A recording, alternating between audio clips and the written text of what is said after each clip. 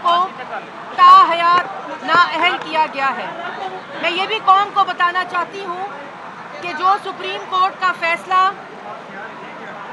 मोहम्मद नवाज शरीफ साहब को नाअहल किया गया था,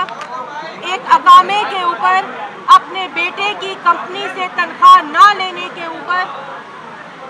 और आज ट्रायल हो रहा है, उस फैसले का ट्रायल हो रहा है जो फैसला ट्रायल से पहले आ चुका है। और आज का फैसला भी वो ट्रायल जो नैब कोर्ट के अंदर नामुकम्मल है,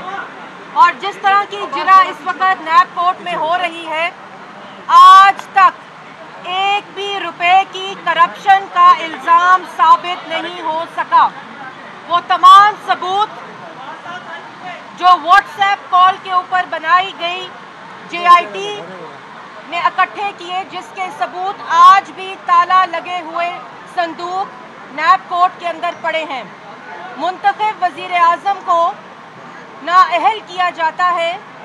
और फैसले और ट्रायल बाद में आते हैं। आज का जो फैसला सुप्रीम कोर्ट ने सुनाया है, वो फैसला भी, उसका ट्रायल अभी भी नैब कोर्ट में जारी है। और नैब कोर्ट के अंदर वाजिद ज़िया साहब ये कह चुके हैं कि किसी किस्म का कोई भी दस्तावेज मौजूद नहीं है, कोई भी दस्तावेजात मौजूद नहीं है जिसके ऊपर मोहम्मद नवाज शरीफ ने अपने बेटे